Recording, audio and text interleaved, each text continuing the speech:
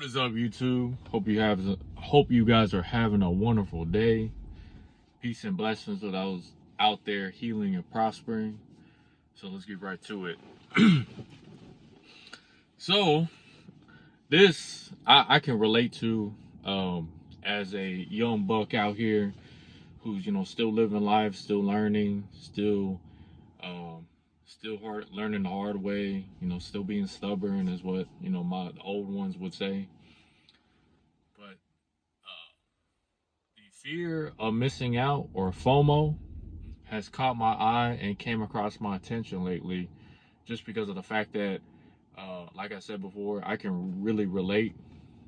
Because as a young guy who graduated high school, the fear of missing out was very tremendous. Like, it was kind of like, so I graduated high school. What now? Like, what do I do now? Most people would say, all right, it's time to go to college. And, they go into college, get into debt, and figure out that they didn't even want to go to school in the first place. They were just doing it because somebody told them to, and then, they didn't really know what to do. What I did was, I just got a job, but I didn't really have a steady job like I do now, just because of the fact that, like, I didn't learn this until, like, down the road, until I started living by myself, was to be patient and just to take my time and take it a day by day as as life goes. Like, for example,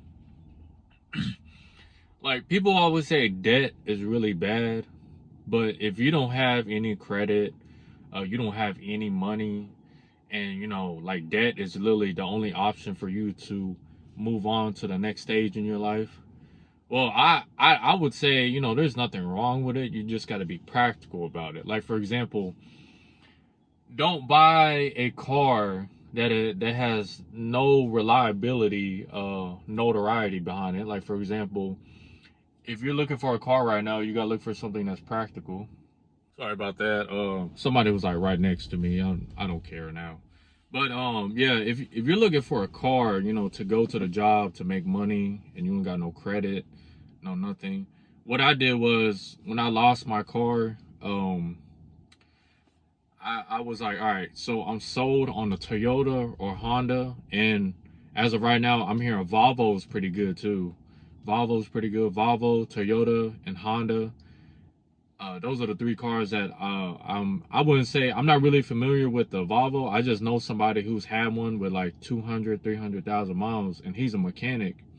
And he said that they're pretty easy to work on and they'll last longer than the Toyota and Honda. I believe him, even though he don't really have, like, he didn't went to school for it. But he's one of those type of guys that like working on stuff and fixing it, and he gets a satisfaction out of it. Even if, like, it's like something like very hard and annoying or irritating, but once he fixes it, it kind of like, it's a satisfaction to him, which I respect that highly, because I'm still trying to figure that out.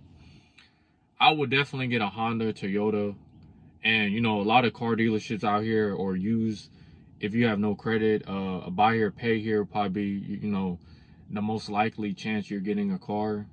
But it's going to be a higher APR on top of the loan that you're going to get with the car. So, for example, I think I got like a 22% APR with my Honda Civic that I did have, but I paid it off already. It was a 2012 Honda Civic.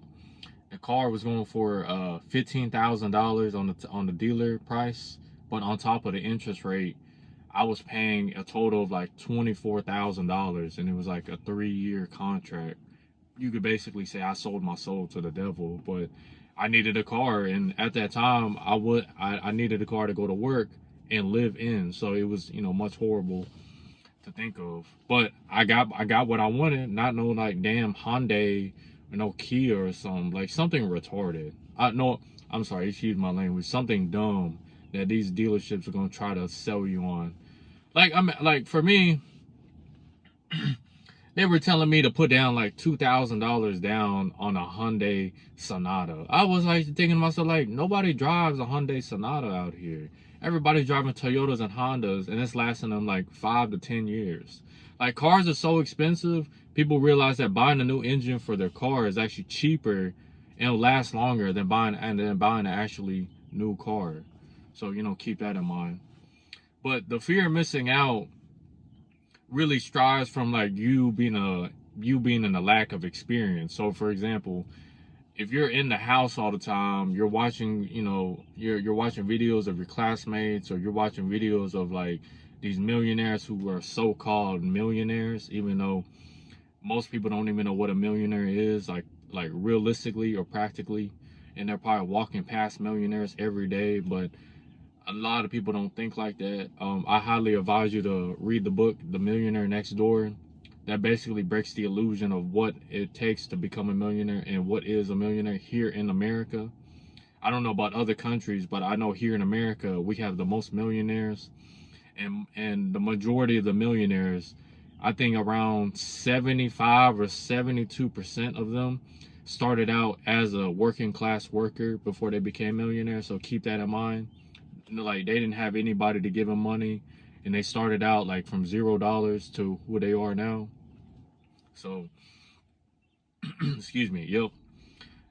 And watching all that, and you understanding what a millionaire is, you'll realize like all of this stuff is just like marketing manipulation, just pure, like, you could say, like, I wouldn't say trolling, but more of like it's trying to get you riled up to where like, oh wow, like I feel bad now because I'm not in this position.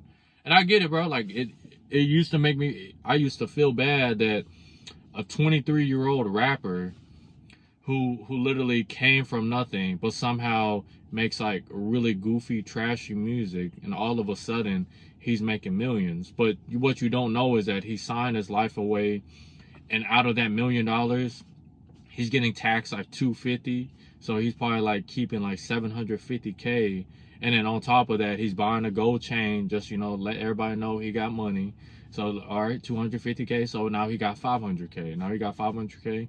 So he's got to deal with the lifestyle inflation. So, drugs, money, all this designer clothes. So on top of that, he's not really like living that life if you do the math and you do the calculations on like what he's spending on.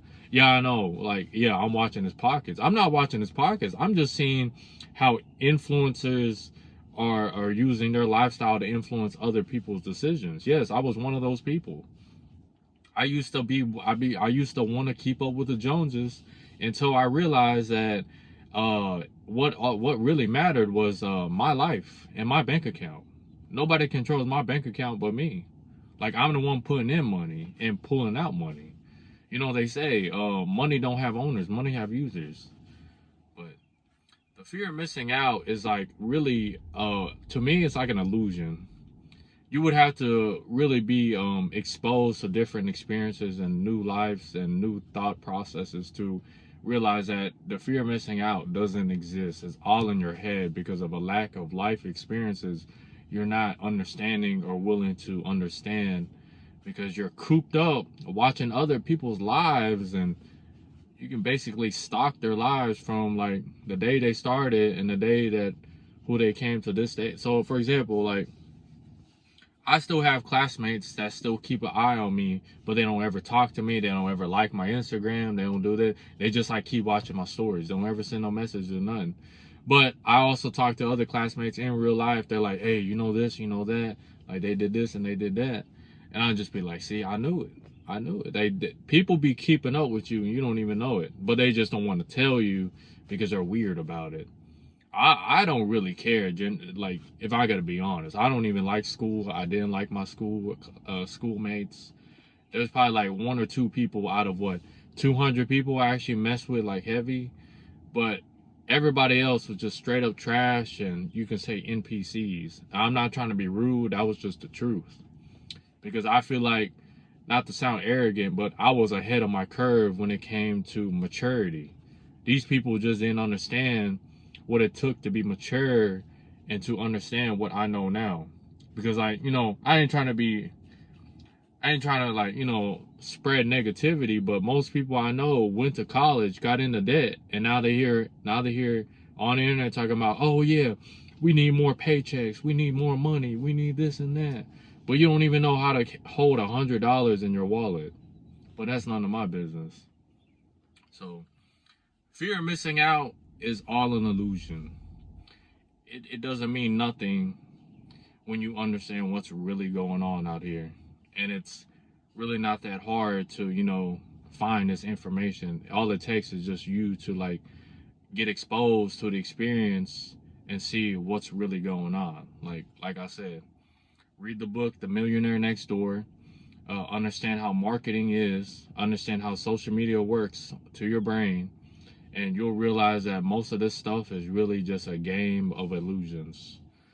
What really matters is your life and what you can control.